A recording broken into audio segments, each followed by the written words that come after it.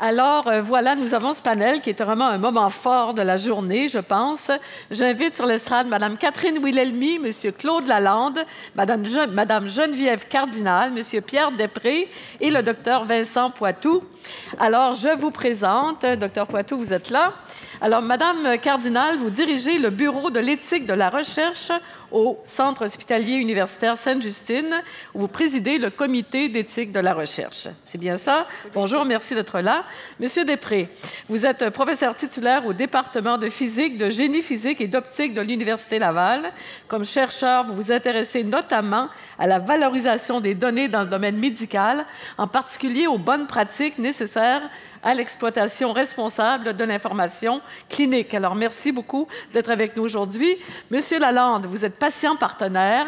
Vous représentez la collectivité à plusieurs comités d'éthique, dont ceux de l'Université de Montréal, de l'École de technologie supérieure et même au comité d'éthique central du ministère de la Santé et des Services sociaux.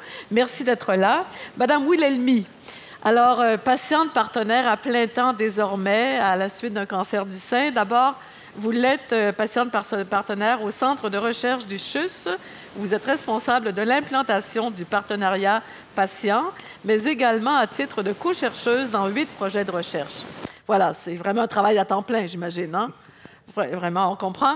Et enfin, M. Després. C'est fait. Parfait, c'est fait, c'est vrai. Docteur Poitou, professeur titulaire de médecine à l'Université de Montréal, directeur de la recherche au CHUM, spécialiste du diabète. Vous avez même dirigé une chaire de recherche du Canada consacrée à cette maladie pendant quelques années. Alors, merci beaucoup d'être là pour essayer d'évaluer l'impact que la loi 5 aura sur vous une fois sa mise en œuvre, évidemment, effectuée. On l'a dit, on est en période de transition, à plusieurs niveaux d'ailleurs. Alors, écoutez, je vais commencer avec vous, M. Després. On a changé la disposition, c'est ça? Oui, parfait. Alors, on commence avec vous. Vous êtes donc un utilisateur de données, un chercheur. Alors, est-ce que la loi 5 va vous faciliter la vie? D'après ce que vous en entendez, est-ce que vous aurez un accès plus facile à ces données, plus mobiles en théorie? Est-ce que ça va vraiment vous aider comme chercheur? Tout à fait. Puis, je dirais que Pierre-Luc l'a bien nommé, là, déjà qu'il y a un concept de renseignement de santé qui est distinct de celui de renseignement personnel, ça va nous aider, je pense, parce qu'on n'aura pas à patauger dans 15 lois différentes. Là. Ça, c'est déjà une grande avancée. Et le fait aussi que ces renseignements de santé-là soient des renseignements de santé, peu importe où ils se trouvent dans le réseau. Là, présentement, là, dans la région de Québec, il y a 4 établissements, si on compte Lévis, et les patients génèrent des données dans chacun de ces établissements-là. Très difficile d'avoir une vue d'ensemble. Donc là, un renseignement de santé va être un renseignement de santé. Oui. Mais par exemple, pour vous, vous avez des difficultés d'accès actuellement au dossier Santé Québec. Oui, ça va être plus ouais, c'est peut-être après? un autre point positif que je vais nommer, mais peut-être juste terminer sur le point justement du renseignement de santé qui est à différents endroits. Présentement, on a des projets de recherche en imagerie médicale, en intelligence artificielle, où on a besoin de consolider de grands ensembles de données. Et dans un projet particulier, il y a quelques centaines d'images qui sont, par exemple, dans un établissement qui n'est pas le mien. Donc, si je voulais accéder à ça, je me fais dire, bon, il faut ouvrir ça en multicentrique. OK, d'accord. Donc, ça veut dire quoi? Ça veut dire qu'il faut passer aussi à travers la convenance de l'autre hôpital, passer à travers aussi le bureau des contrats, là, qui vont vouloir avoir les frais indirects de recherche, etc. Donc, ça semble simple, mais au final, c'est très compliqué.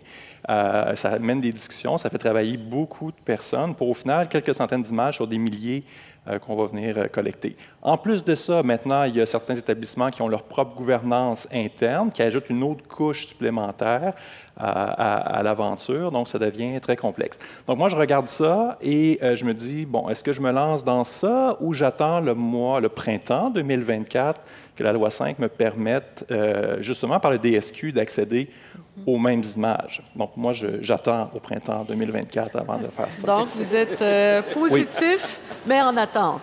Exactement, oui. C'est bien. Docteur Poitou, comme chercheur également, êtes-vous aussi positif? Est-ce que vous avez l'impression que ça pourra réduire, entre autres, la bureaucratie, la lourdeur des processus actuels?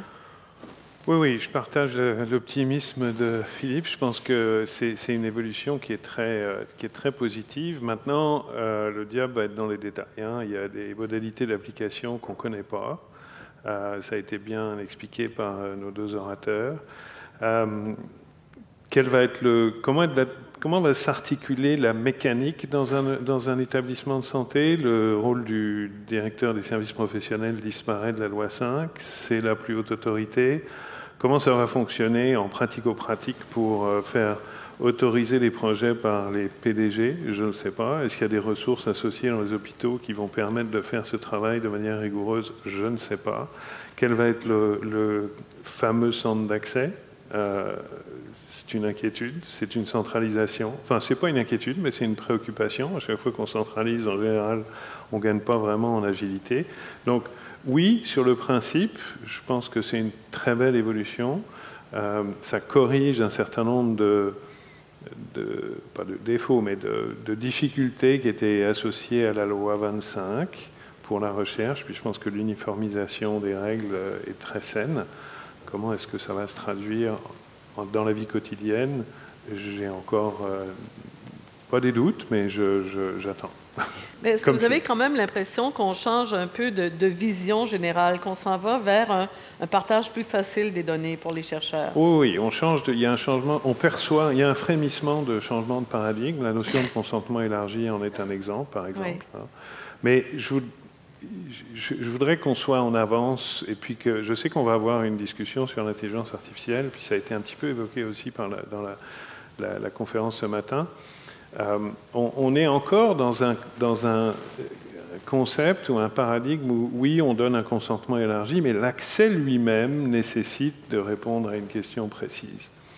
Et je trouve qu'on n'a pas encore passé l'étape, alors que les experts d'intelligence artificielle et de données massives sont là depuis longtemps, où la collecte des données, l'existence de données massives elle-même permet de générer des questions de recherche. Oui. Sans avoir a priori connaissance de ces questions-là. Et ça, c'est très compliqué sur le plan de l'accès et de la protection des renseignements. Je le conçois, mais je sais qu'on va en parler cet après-midi, mais je pense qu'il faut qu'on ait une réflexion dans ce sens-là. Mm-hmm. On délocalise la notion de données, c'est très bien.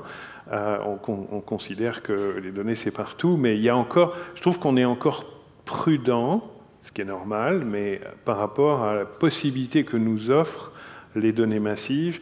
Puis c'est la même chose pour d'où viennent les données. On a plein de chercheurs qui travaillent sur des données qui ne sont pas forcément dans le système, oui. Qui sont pas forcément dans le système de santé et de services sociaux, des données sur les transports, l'éducation, je ne sais quoi. Bon, ben là, l'accès n'est pas plus simple qu'avant. Oui, donc, oui, c'est mieux, mais on a encore Il y a encore plusieurs zones floues, entre autres sur l'intelligence artificielle, les données qui proviendront de là. Je me tourne vers les patients partenaires. Est-ce que, d'après ce que vous entendez, d'après ce que vous avez lu, il y a plus pour vous de pouvoir ou d'accès dans tout ça, comme patient, mais comme co-chercheur également? Monsieur Lalande? Oui, moi, je commencerai par dire que je suis très encouragé par la notion de consentement élargi. Ça, c'est très beau, parce que moi, quand je veux partager mes données, j'aimerais que ce soit pour l'avancement des sciences, puis on ne sait pas où ça s'en va, la science.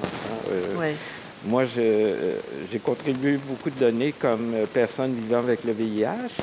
Et puis là, ben, on a découvert depuis que c'est une maladie inflammatoire. Ça fait que je ne voudrais pas que mes données VIH soient limitées à la recherche sur le VIH. Mais j'aime beaucoup la notion de consentement élargi, donc maladie inflammatoire, etc., etc. Ça, c'est juste un exemple. Mais mon inquiétude, c'est que là, on parle des données de santé. On a un petit problème avec votre micro. Okay. Je ne sais pas, peut-être l'éloigner un peu de votre bouche ou on va vous apporter un micro-bâton. Voilà, vous pouvez poursuivre. Ça va. Donc, merci. Je suis un petit peu inquiet s'il y a une différence entre mes données de recherche comme participant de projets de recherche, parce que c'est encore la loi 25 qui risque de déterminer ça, qui demande un consentement spécifique. Donc, je pense que dans l'application de la réglementation, il faudra harmoniser tout ça. Oui. Spécifique, c'est quand même suffisamment vague pour dire qu'il y a peut-être une marge de manœuvre au niveau de la réglementation. Oui. Mais en gros, moi, je suis très content de voir ça. au moins sur la notion de consentement élargi. Mais il faut voir comment ce sera utilisé. Madame Wilhelmy, votre sentiment à ce moment-ci comme co-chercheuse? Bien, comme co-chercheur, puis comme patient aussi, patiente, excusez, il y a beaucoup de zones de flou, mais c'est très encourageant. J'espère que l'accès va être aussi facilité pour les patients eux-mêmes, qu'il va y avoir moins de dédale pour avoir accès à nos propres données. Puis, assurément, il faut accélérer l'accès aux données de santé, le temps qui se perd pour remplir les formulaires, avoir accès à tout